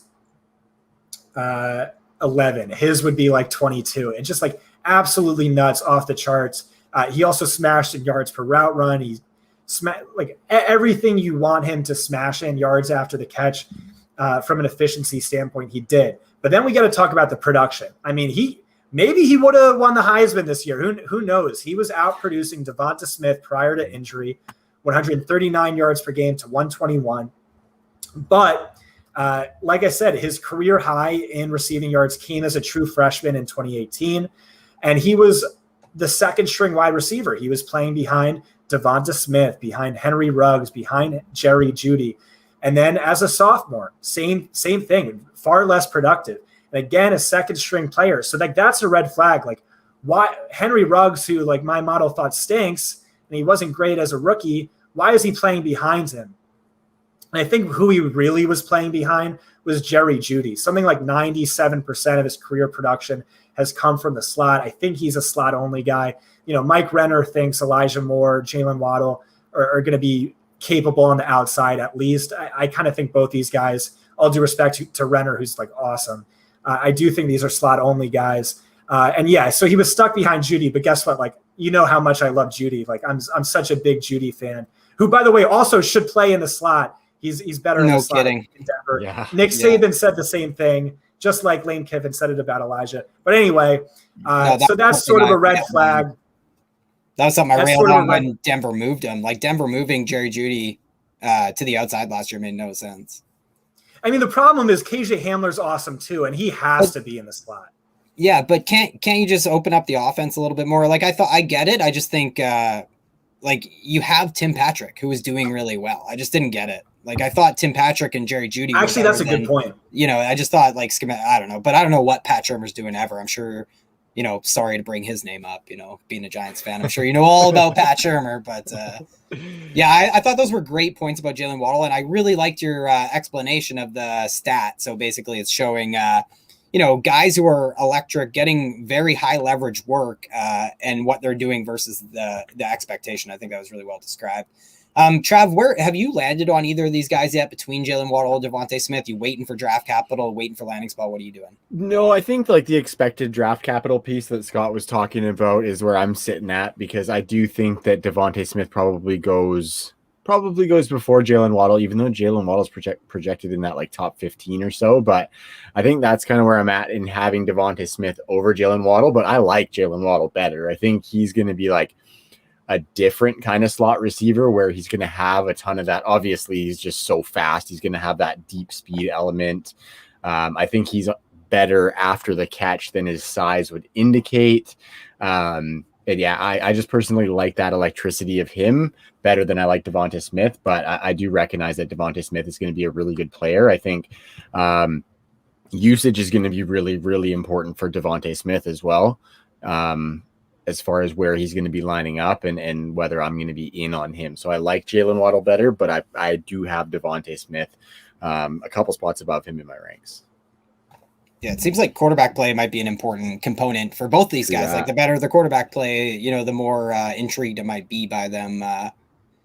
And that's why people can always get on board with these guys in Dynasty, I think, is they can always imagine a quarterback's coming. So, you know, we talked about some pretty polarizing guys there. Let's take a breath of fresh air with my boy, Terrance Marshall.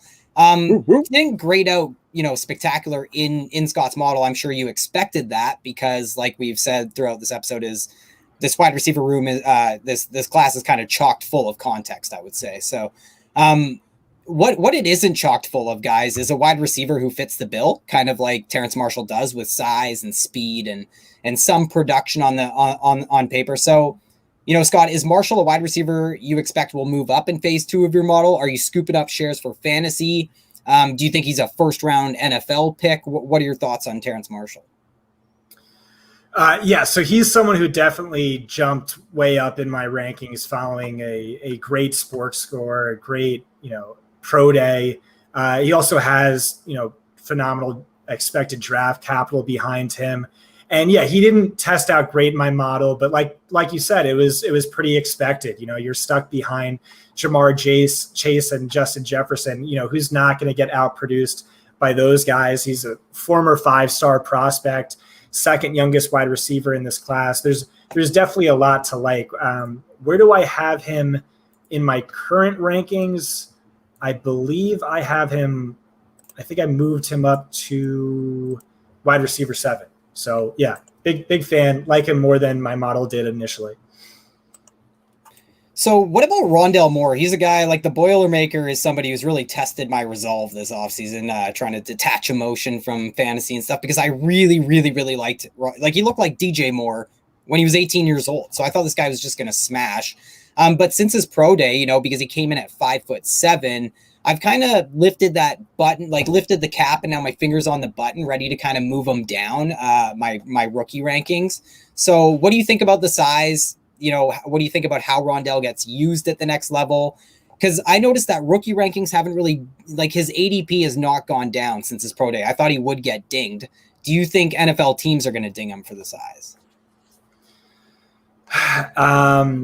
Yeah, it's tough to say. I think it matters more to teams than DeVonta Smith's weight, or they just don't view them as a similar player just by like what I'm reading in terms of expected draft capital. But I love him. I loved his tape. I loved his profile. Like you said, it was like one of the greatest age 18 seasons by a wide receiver ever. I think he has massive PPR cheat code upside. With DeVonta Smith and Tutu Atwell and their weight, you can see how that's a concern in the NFL, durability, but then also, it showed up on tape where they're getting squeezed to the sideline by, dominant physical cornerbacks, things like that. Although clearly it didn't hold DeVonta Smith back. With Rondale Moore's height, you have to ask yourself, where does that show up and where is that a concern to teams? Is it the small catch radius? I think that might make landing spot really important. Like if he goes to Green Bay with Aaron Rodgers and a creative offensive coach who can get him manufactured touches, that would be amazing. And then if you look at his athleticism, so I had to ding him for the height, but before I dinged him for the height, he eclipsed that 90th percentile. He's an elite athlete. He's like you take, maybe not Calvin Johnson, but a guy a few tiers behind and then just like smush him is like who Rondale Moore is. Just I like that. That's so true. Because he is thicker too. Like it's not like he lost weight. He just lost height. Yeah. And can colleges just stop listing guys 2 inches taller than they are? Like it's such a disservice to these prospects. I feel like they get double dinged. Like it's like, okay, this guy's already small because he's 5'8", 5'9", and then he gets 5'7". We're like, fuck this dude. Yeah. It's so unfair. You can't triple ding a double ding. For him, double ding. Just take one ding and end it. Yeah. Carry on, Scott. My comps for him were if Secretariat was a Shetland pony, a Kryptonian Cole Beasley. I like that one. That's good. I mean, Cole Beasley's an inch taller. He's like the shortest productive wide receiver in a really long time. But I mean, like I see that on tape. He, maybe can refine his route running, but man, I just like him a lot. Nah, me too. What about Dyami Brown? Because this is a guy like Dyami Brown is somebody I also came into this process excited for because of the metrics. Back-to-back seasons over 20 yards per reception, 20 combined touchdowns. He has the stats. He has the profile I'm looking for at a wide receiver at his cost because he isn't going in that first round of rookie drafts. However, I've kind of fallen on him after watching him, and then he kind of came out low in your model, lower than I would have expected him to. And then you add in the fact that he kind of has like a truther army behind him. I notice on Twitter, like he has a presence. People like Dyami Brown. So what are you doing with a guy who profiles in a way that very few wide receivers do in this class, that also we usually covet for fantasy football for those spiked weeks, and the fact that he didn't grade out so great in your model? Yeah, I mean, he wasn't terrible. He was, I don't know. I don't have it, but I know he was like ninth or something. But we have to keep in mind. I should be prefacing this with there is half a dozen wide receivers in this class who score really well historically in this class. So guys at 5 and 6 are more like your typical 2, 3, 4s in a wide receiver class. Yeah, truthfully, I don't think I have a good read on him, and I don't think I've ever really had a great read on him. Why don't you guys try and sell me on him? Yeah, Trav, it's all you. Okay.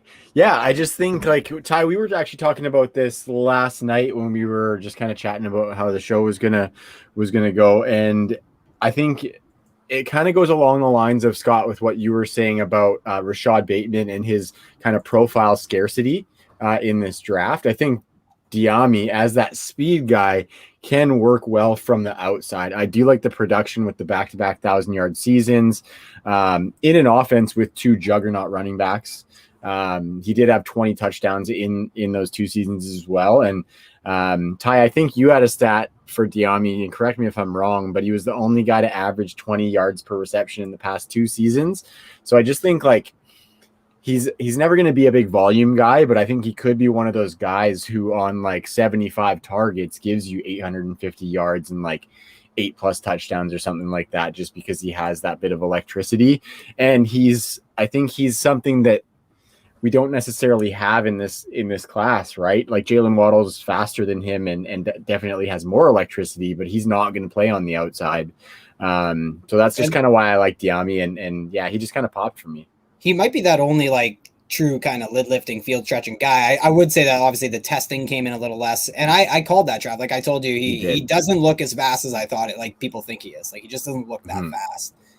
But he does have like double moves. Like he made moves and stuff, like especially the double move. And I think like there are people like Dane Brugler, I think is somebody who does like him. And yeah, like not only did he go over 20 yards per reception back-to-back years, but it's back-to-back 1,000-yard seasons. And he was in the 50s for catches in both those years, which just seems like almost impossible to have, 1,000 yards, but in the 50s with catches. So I want to like Dyami Brown. I just think that the fantasy community likes him so much more than the NFL community, who's going to draft him in the 4th round. So I won't like him. Like he's going to be John Hightower all over again, Trav. Thanks a lot, Scott. Yeah, that, I would just get fooled twice on that one. Is what I would just accept being fooled twice on Hightower and then Dyami Brown. I think the draft capital is a good point though, right? If he goes to like a garbage spot late in the draft, I'm definitely not going to be as much on him. But if he has a path to targets, even if it is like 70 targets, like I said, he can produce on that. So that's kind of where I'm at. Do you guys like him a lot more than Daz Newsome? No, I do not. Yeah. I like him more. I think they are fairly different, but I like him more. I wouldn't say like a lot more. Dyami was definitely outside. Daz was predominantly slot. Yeah, and both had things against them. Like Dyami, what would happen if we saw a full season from him? What would Daz Newsome look like in a not a running offense in North Carolina there? And so I like both. I actually kind of like both those guys, but obviously when you factor in cost and fantasy spin on it, I'm definitely taking Daz Newsome at their cost. Yeah. Daz had over 97% of his routes run or of his snaps in the slot for the last 3 seasons. And I think last year he was up there with Jaylon Darden in most of the slot volume categories. Yeah, that Jaylon Darden. Yeah, people are ripping on Sleeper for not having him in there right now. That's like his big thing right now. But I do like Jaylon Darden. So is there any other? Actually, I wanted to ask about Amari Rodgers. Yes, what do you guys think about Amari Rodgers? Do you think he plays running back? Do you think he plays wide receiver? Because I have to fall in love with him now. If Demetric Felton sucks, I can't make him my arbitrage play on Amari Rodgers anymore. Thanks a lot for that, Scott. So do you like Amari Rodgers, or do you think he's a similar guy who might just be a bit player gadget guy? Yeah. I mean, is there talk of him being a running back? I don't know. I just thought maybe like coming into the pro day and everything, like I thought maybe they asked him to do some drills at running back or something. I could be wrong. Curtis Samuel style. Yeah, I could be wrong on that. Like maybe don't hold me to that. It's late, guys. Yeah, he's I have heard him comp to Deebo Samuel. He's definitely going to be slot only. I know him and Dyami are sort of the same to me. We're like, I'll take them in the right spots, but they're not guys who get me super excited. It does have good projected draft capital. Athleticism, I believe, was pretty good. Amari Rodgers, it was okay. Rashod Bateman levels. Yeah, and he's going to be like more like I'd worry more about his 3 cone than a 40, like that kind of guy. What are we doing? I'd like to have Edwin Forrest on to ask him about this one, but Tylan Wallace, his twin brother had 3 ACL reconstructions or something like. Yeah, and he had 1. So it's like I'm kind of worried. Like, do ACLs run in the family? Like, is that a genetic thing? I kind of believe in genetics for like predisposition and stuff. That's a question for Edwin, but Tylan Wallace is a guy that I want to grab shares of, but I've never seen somebody that I feel like will tear his ACL more likely in my life. It's so weird, but a lot of people like his talent a lot. I think he's another one of those few guys that offers that alpha profile personally. He's had some big seasons at Oklahoma State for sure. Anybody else you guys want to bring up at wide receiver? Dwayne Eskridge seems like kind of an arbitrage play people like on a lot of these slot wide receivers. Kadarius Toney and ASB we're saving for Wes Huber next week, Trav. Okay. Sounds good. Johnson, super sleeper I like. I'm not drafting any tutu. Sorry, everybody. I don't. Yeah. I just don't get it. Well, you got your Jonathan Adams is that really big jump ball guy. Might be a one-trick pony. Like your other big guys, Seth Williams, Nico Collins kind of thing, or those like deep kind of bigger guys. So it's definitely what do you do with those guys, Scott? Like, what about the bigger kind of like all those names that like the Seth Williams and all those guys? Nico Collins, do you think they're pushed down boards for a reason? Are you interested in those big prototypes? Is it less of an appeal for an NFL team these days? Is this part of that transition to the 3 wide receiver, looks where people probably have their alpha who's better than these guys? I don't know, but I'm coming back to something you said earlier where you're like, floor is super overrated. We're talking about a, like season long floor, not like a week to week floor. Just like, okay, if a guy busts out, so what? The waiver wire exists, like upside wins championships. It's so important. So that's a big factor in my rankings. And I do like Tutu Atwell. I do like Anthony Schwartz. I just think, again, draft capital is key at the end of the day. Anthony Schwartz is one of the fastest wide receivers of all time. He's going to get overdrafted. And then with that is going to be opportunities to succeed. Tutu Atwell, I think he's probably a bust.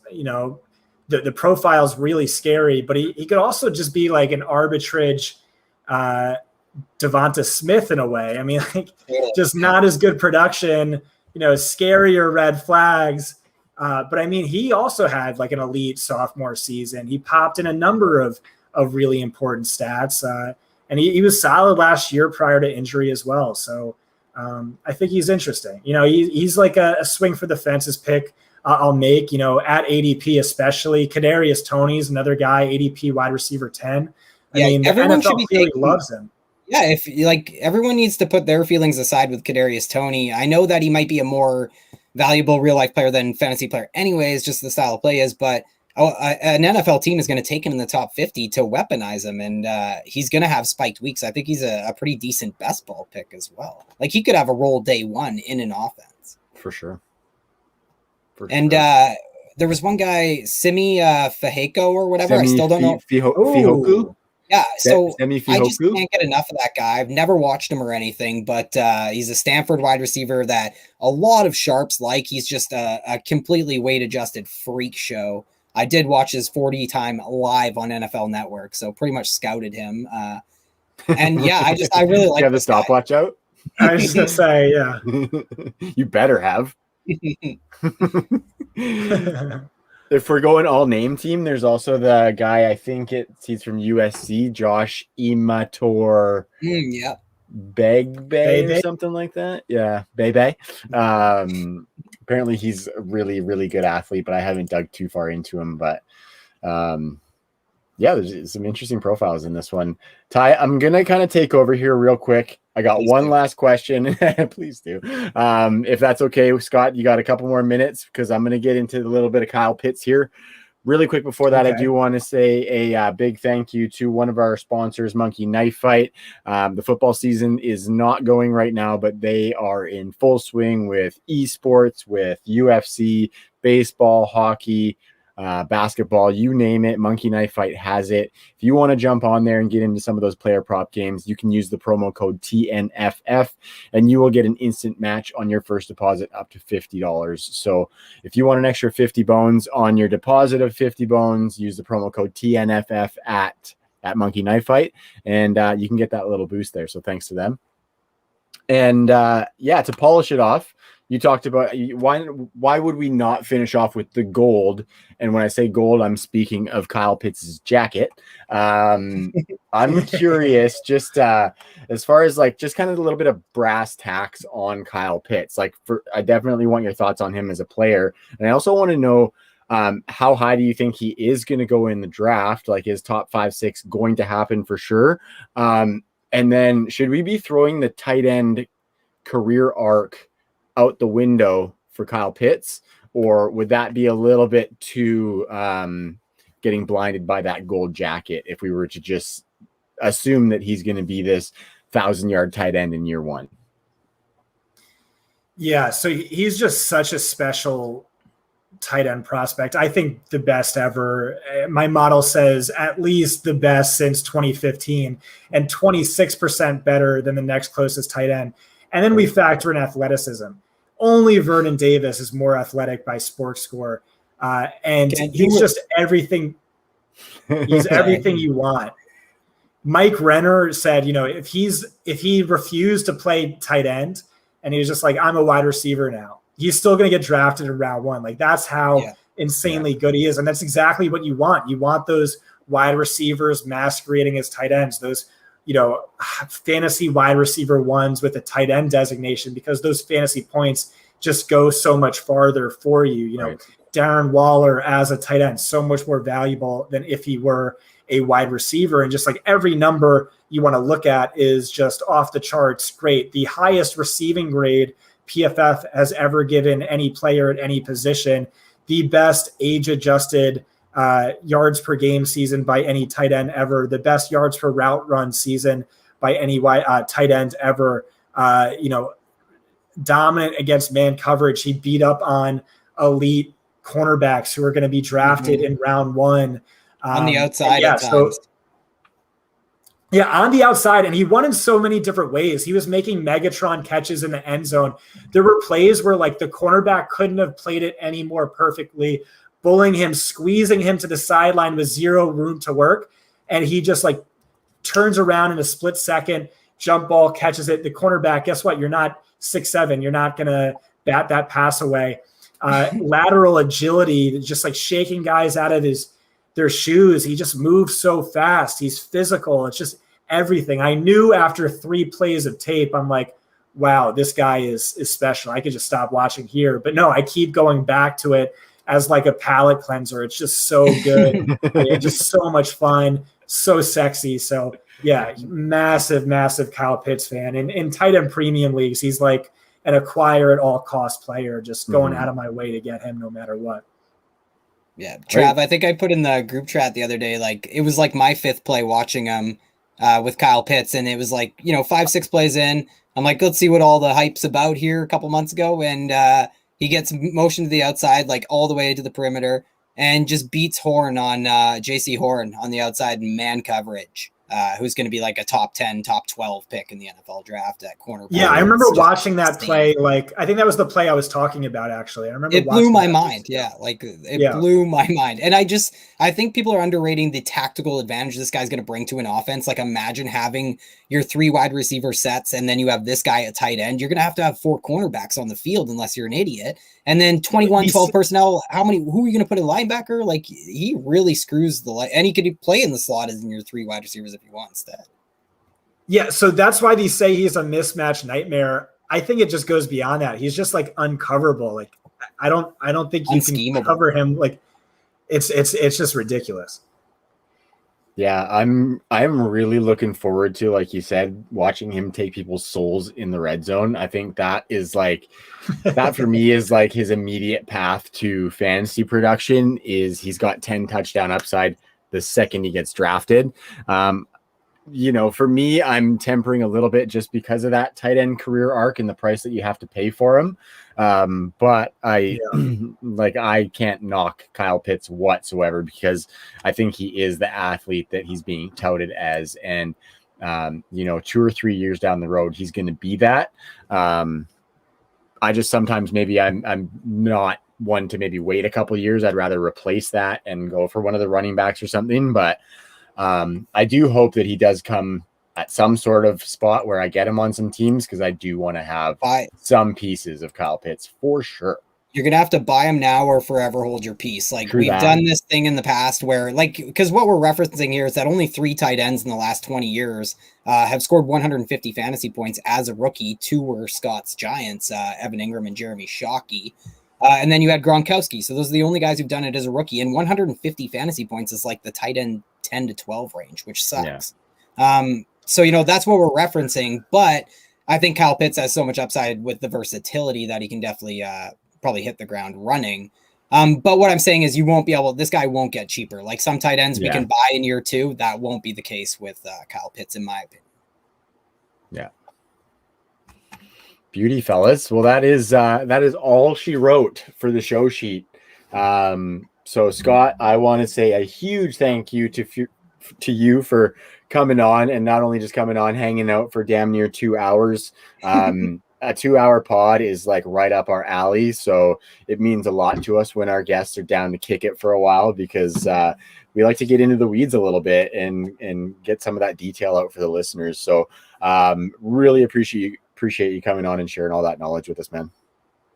Yeah, no problem. Like I said, it was a pleasure. And this is really one of the best podcasts I've done. You guys are super knowledgeable. You did your homework. You asked great questions. You articulated things better than I could. Brought to me dropped some knowledge on me with Dyami Brown. So thanks for having me. I'm down to do this anytime. Love that. And we will 100% take you up on that. Ty, do you have any parting shots for Graham or the people before we get out of here? I do not. Sorry, if people are hearing it's not a doorbell. That's the best ball thing. You can pick all the different sounds, and I went with chime, and it sounds kind of like a. Okay, so does this mean you're on the clock right now, Ty? Look at this guy. How many drafts do you have going right now? Is the question. I'm on the clock in 3. On Fanball, I have 2, 4, 6, 8, 11 live, or 11 on the go. But like what people have to remember with best ball is they're 8-hour clocks, right? Like I almost exclusively do 8 hours. Like I even avoid 4-hour clocks because it gives you total autonomy. Like I can, do a podcast for a couple hours and then, go outside and do the BC routine and make my picks. It's just living the dream is what I call it. I love that. And then when people are like, oh, I just couldn't help myself, joined another startup, I just laugh. You just laugh. I just needed to draft. They say. Oh, and that's a pro tip that Ty has told me from the beginning that I've definitely taken heed to. All you fantasy gamers out there, ditch the mock drafts again, especially against the computer. Go do cheap best ball drafts. Yeah, that's a mock draft. That's a reflection of where guys might actually go in your home league come August. And best ball is just a riot. You get to team build. It's like what we all love. Like whoever doesn't start a Madden franchise and sim to the draft and start at that date, you're doing it wrong. You know what I mean? Like me and you won't get along in our shared Madden franchise. So, it just encapsulates a lot of the team building aspects, all the stuff we love about fantasy and football and all that. Totally. But that's for the best ball primer show. I was getting ready to cut you off there because I know you could talk for days about best balls. So and people should go, like I put the links in the description for the models, and you can go from fantasy points there to find Scott Barrett's best ball primer. It might be the most comprehensive breakdown of how to get into best ball and how to manipulate that mind-blowingly endless format once you are in it. Absolutely. And so just on that point, just a reminder that the promo code for the Fantasy Point subscription is 21 True North 10, all caps. Make sure you go check that out because they are literally the sharpest people in the industry producing that content. So if you don't get in on that, you are missing out. But for now, for Scott Barrett, for myself, and for Ty, appreciate you sticking around. We will see everybody next week with another amazing guest from the Fantasy Points team. So make sure you subscribe to the channels. We were on Twitch tonight for the very first time. So subscribe to all of our stuff. We appreciate it. We'll talk to you next week, guys. Peace.